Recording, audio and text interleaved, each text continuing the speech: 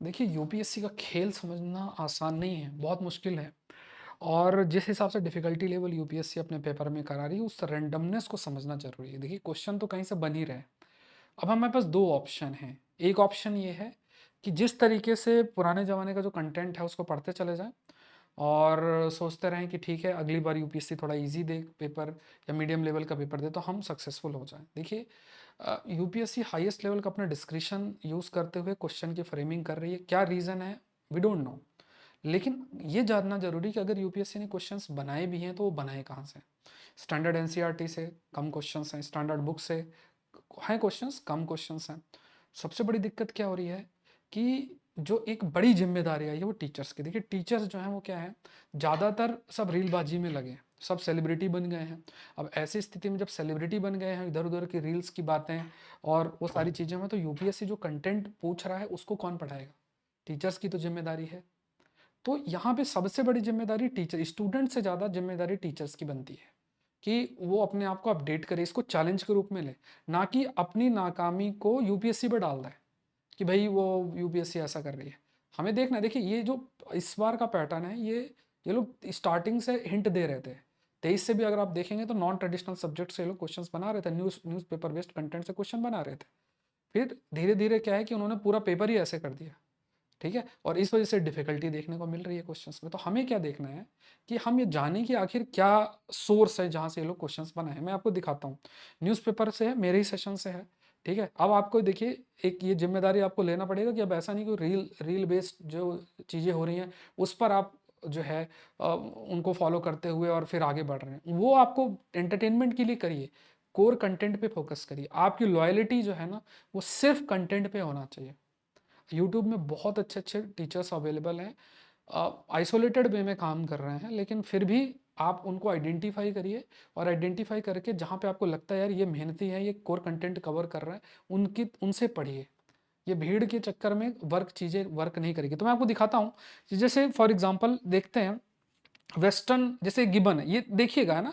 ये आइडिया लग जाएगा कि लोग क्वेश्चंस बनाते क्या। अब मैं फिर कह रहा हूँ कि ये पॉसिबल नहीं हो पाता है कि आप 5 साल के क्वेश्चंस खुद करिए, ये टीचर्स का ज़िम्मेदारी है।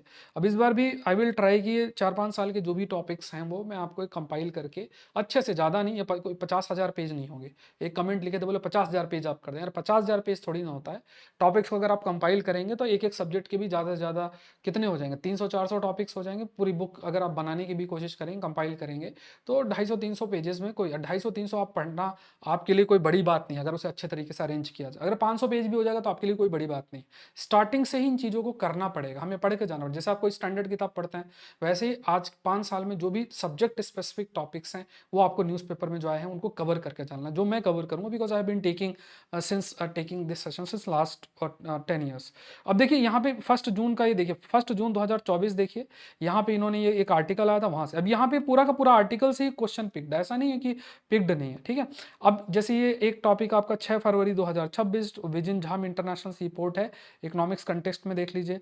फिर इसी तरीके से आप 16 फरवरी का सेशन है, वहाँ से ये क्वेश्चन इन्होंने एआई इम्पैक्ट सबमिट है, same to same line pick की है, पीपल प्लैनेट प्रोग्रेस यहाँ से। फिर ऐसे ही आप देखिएगा कि एक ये आप चाहें तो ये मेरा डेट जो मैं बता रहा हूँ वो डाल दीजिए, सौरभ पांडे डाल दीजिए, हिंदू एनालिसिस डाल दीजिए, आपको यूट्यूब में मिल जाएगा।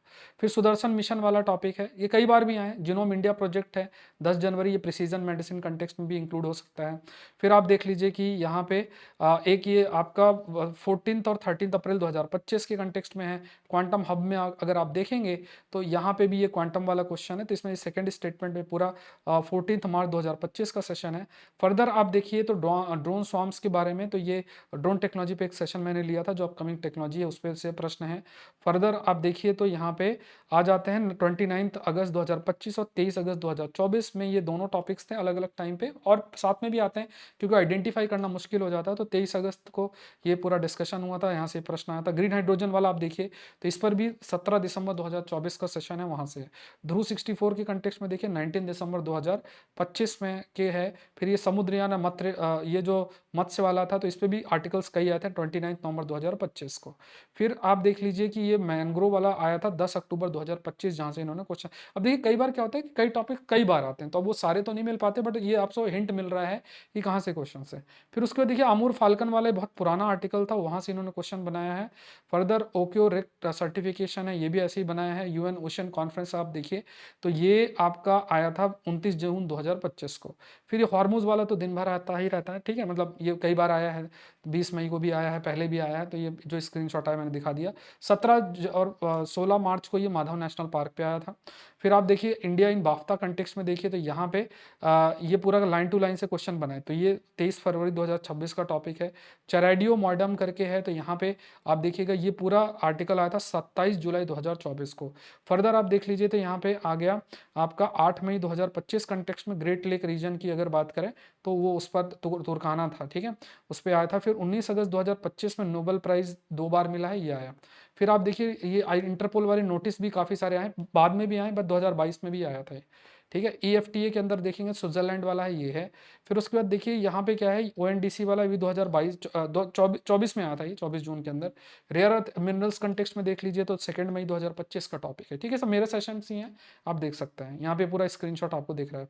फिर आप देख सकते हैं 7 जून 2025 के जो नॉन बैंकिंग फाइनेंशियल कंपनी है वहाँ से, या आप डेट डालिए, यूट्यूब में ही है ये लोग। ऐसा नहीं कि आप डेट, आप ये यहाँ पे देखिए सर्च भी मैंने शो किया, ये यूट्यूब का साइन है, आप जो डालिए डेट और आ जाएगा, ठीक है। उसके बाद ये मल्टी पॉवर्टी इंडेक्स की बात करें तो यहाँ पे 18 अक्टूबर 2022। फर्दर देखा जाए 16 फरवरी 2025 के अंदर LLM और ये काफ़ी सारे आए थे, बाद बीच में भी काफ़ी सारे आए हैं। स्टेल्थ टेक्नोलॉजी में एक टर्म में मेटा आर्टिकल मेंशन था, स्टेल्थ टेक्नोलॉजी भी हमने डिस्कस की थी जब मैंने आपसे B2 बॉम्बर के बारे में डिस्कस किया था, बट वो मिल नहीं रहा था अभी। बट मेटा पार्टिकल्स हमने मेटा मटेरियल 6 मई 2025 में डिस्कशन किया था। फिर आ जाते हैं 16 अक्टूबर 2022 में हमने टोकनाइजेशन पे चर्चा की थी, ठीक है, तो यहाँ से क्वेश्चंस बनाए हैं। क्राउड फंडिंग भी डिस्कशन 18 जनवरी 2021 को हमने किया था, ठीक है। फिर उसके बाद जर्मनी चांसलर ने विजिट भारत में किया था, इसे काफी आर्टिकल्स आए थे 24 जनवरी 2026। अब आप देख लीजिए कितने क्वेश्चन, आई थिंक 35-36 क्वेश्चन ये है। अब 35-36 और भी बहुत के स्क्रीनशॉट अभी मिल नहीं रहे, मतलब वो देखना पड़ेगा। तो ये क्वेश्चन ऐसे बना रहे, अब आपका काम क्या है कि इन चीज़ों को आइडेंटिफाई करना। आप मुझसे जुड़िए, पढ़िए, जो भी डिस्कशन होता है न्यूज़पेपर मेंस में भी भर भर के क्वेश्चंस आते हैं। ये चीज़ अगर आपको पता चल जाए, ठीक है, आप, मैंने आपको क्या बोला कि आपकी जो लॉयलिटी होनी चाहिए वो कंटेंट के प्रति सिंपल सी बात होनी चाहिए। अगर आप अभी भी वो वन लाइनर टाइप, और खासतौर से हिंदी माध्यम में, वहाँ तो क्या पढ़ाया जाता है समझना मुश्किल है, ठीक है। उनसे पूछिएगा कितना पढ़ाए हुए से क्वेश्चन है, वो एक दो हिंट हिंट दिखा देंगे, वहाँ से काम चलेगा। तो ये अब समय नहीं है कि ऐसा आपको टाइम पास टाइप कंटेंट अपना आपको नहीं है, पर हाई क्वालिटी कंटेंट जहाँ एक्सपीरियंसड है वहाँ से आपको जुड़ना है। आप मुझसे जुड़ सकते हैं, तो यहाँ पूरा करंट अफेयर्स मैं आपको कवर कराऊंगा।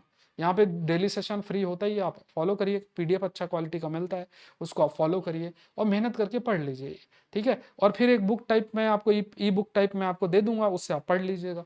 5 साल के जो भी इंपॉर्टेंट टॉपिक्स हैं वो सब मैं आपको दे दूंगा। अब वो देखिए आपके मन में आएगा अरे सर इतना कैसे करें, एटलीस्ट आप ये सोचो कि अगर आपको 400 पेज पढ़ना पड़े तो वो बेटर है ना कि आप 4 साल अपने वेस्ट करें, सिंपल सी बात है। और वो चीज़ आपके मेंस में भी हेल्पफुल मिलेगी, मतलब वो जो बुक रहेगी उसमें हर सब्जेक्ट का चीज़ें रहेंगी, तो वो आपके मेंस के लिए भी हेल्पफुल रहेगी, ऐसा नहीं खाली प्रीलिम्स के लिए, मेंस के लिए भी यूजफुल है, तो आप उसको फॉलो करिए, ठीक है। और ये कंटेंट का पूरा जो कवरेज है उस कवरेज को आपके साथ शेयर किया जाएगा, और इन चीज़ों को देखिए, समझिए और रैशनली सोचिए, ठीक है। हम कोस सकते हैं, देखिए को अगर हम UPSC को इतना कोसेंगे तो ये टीचर की नाकामी है, ये स्टूडेंट की नाकामी नहीं है, ये टीचर की नाकामी है, ठीक है। और आपके लेवल पे आपको क्या करना है कि आपकी वो नज़र आपको डेवलप करनी है कि यार ठीक है कौन मेहनत कर रहा है, कंटेंट की क्वालिटी किसकी अच्छी है, ना कि कोई वो इधर उधर के वीडियो बना रहे हैं या वैसे कर रहे हैं और उससे आप सोच रहे हैं कि मुझको, वो एंटरटेनमेंट अलग चीज़ है, एजुकेशन अलग चीज़ है। ये चीज़ आप जरूर से जरूर करें। चैनल को सब्सक्राइब जरूर से कर लीजिएगा, लाइक करिएगा, कमेंट जो है वो जरूर से करिएगा। मिलता है नेक्स्ट सेशन में, थैंक यू।